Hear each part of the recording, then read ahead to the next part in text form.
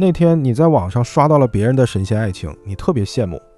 博主說他們的八字是標準的財官為喜，生肖相合。於是作為八字命理新手的你也開始鑽研婚姻，滿懷期待地尋找那個屬於自己的標準正緣。你聽人說財官為喜的正緣就是普通人結婚的上等姻緣。你拿着男找財女找官這樣的經典公式對照身邊的每一個人，以為只要八字符合這些標準就能找到天生一對幸福美滿的婚姻。可是當你真正把这些公式套到現實生活裡，卻發現完全不是那麼回事。很多合婚算得頭頭是道，日子卻依然平淡無奇，甚至充滿爭吵、冷戰和失望。你拿着公式去算那些天干相合的盤，結果人家現實也照樣出現出軌、離婚的情況，你甚至連桃花和正緣都傻傻分不清楚。那一刻你心裡特別失落，開始深深懷疑自己辛辛苦苦學到的這些東西到底有沒有用。你有點難過，但是你沒有氣餒，你覺得你一定可以找到讓人羨慕的姻緣。後來你又聽到了一個常見的判斷，日干與財官相合，多主夫妻情深。你到處去找天干五合、地支六合的組合，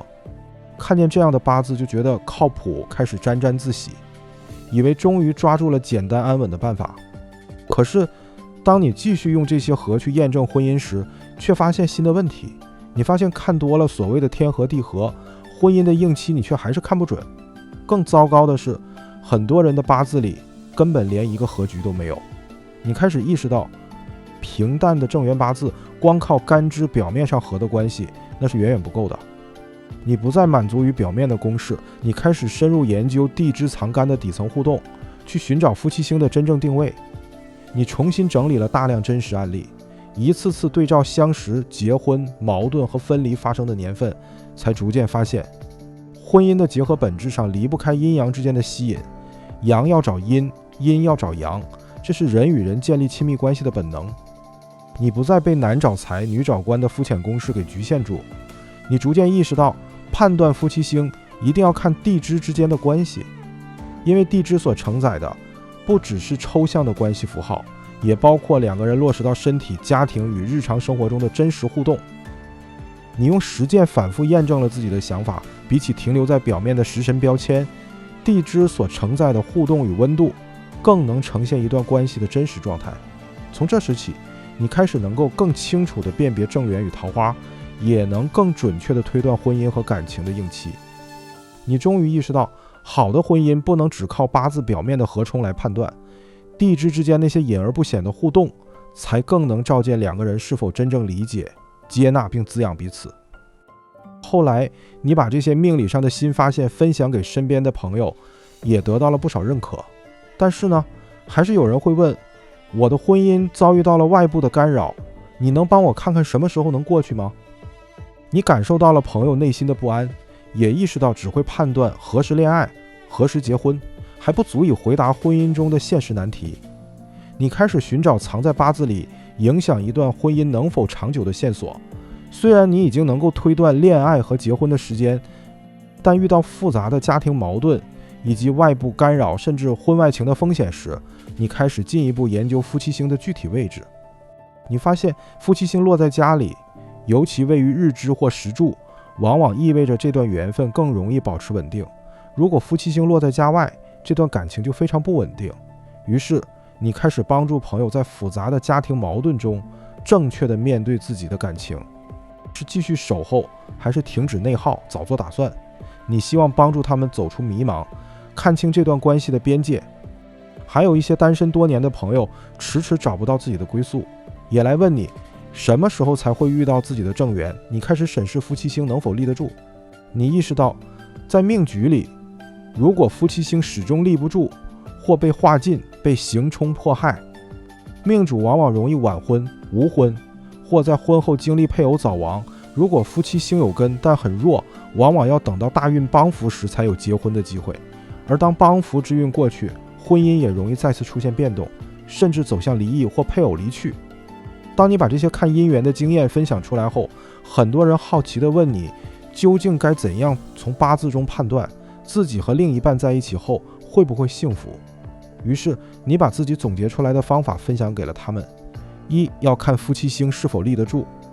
二要看夫妻星是否為喜，能否在原局中逢生，以及是否有其他字護衛夫妻星。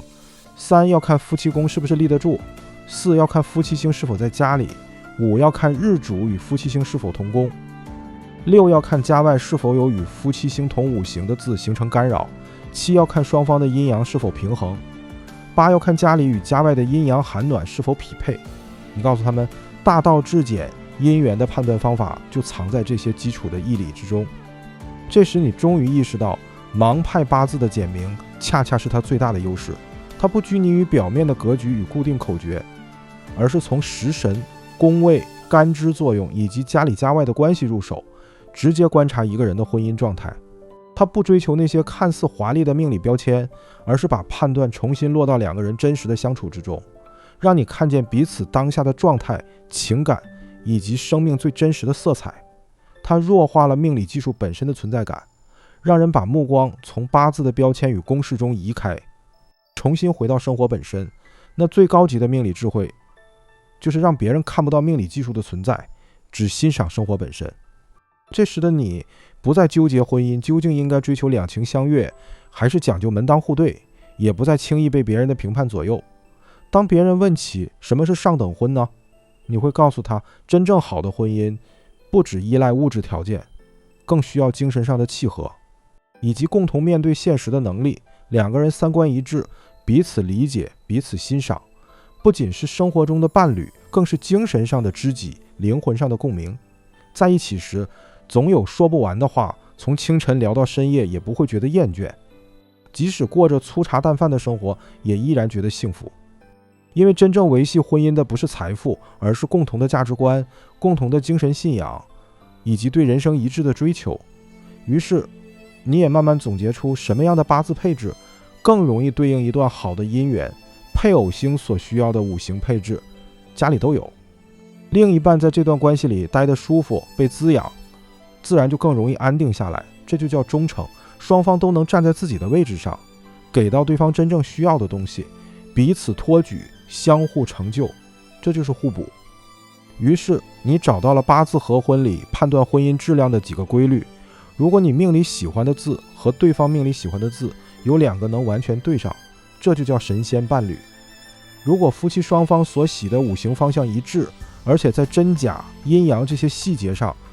也至少有一個關鍵點能夠對上，比如一個命局在秋天喜陽氣，另一半的命局也同樣喜陽氣，這就說明2個人底層氣場相近，三觀容易一致，也屬於上等婚。如果你命裡喜歡的字正好是對方命局中次要的喜的字，2個人也算有共同語言，這就是中等婚。如果双方喜歡的字不一樣，彼此的想法和表達方式也不太同頻，但還能互相包容，打打鬧鬧也不記仇，這就是普通婚姻。也有夫妻星起壞作用，充滿暴力冷暴力的下等婚。這樣的婚，你學會了勸對方放手，你也更懂了什麼是錯配的婚姻。2個各懷遺憾的人只是在彼此身上抱團取暖，但你也更明白了，凡是想改造对方的，最終都以失敗告終。因为江山易改，本性難移。所以你終於理解了為什麼大家都說結婚一定要找正緣，不是因為正緣能讓你躺平過上神仙日子，恰恰相反，它往往沒有那麼多花哨的情緒拉扯，也沒有自帶宿命感的虐戀效果，它甚至看起來很平淡，卻能讓你在真實的關係裡慢慢學會如何好好愛一個人。這一次你很感謝自己，沒有在最初的幻滅和失望中放棄學習，也沒有在遇到瓶頸的疲憊中停下來。八字不是一個替你制造完美婚姻的神器，而是一面照見自己學會經營關係、懂得命運的鏡子。也感謝自己那顆想讀懂命運、想好好過日子的心從未改變。回頭看最初的自己，你其實沒有變，只是成為了更好的自己。在玄學和命理這條路上，希望你能成長，一路走下去，在歲月的流光裡遇見那個真正對的人，也能在自己的人生裡一直幸福下去。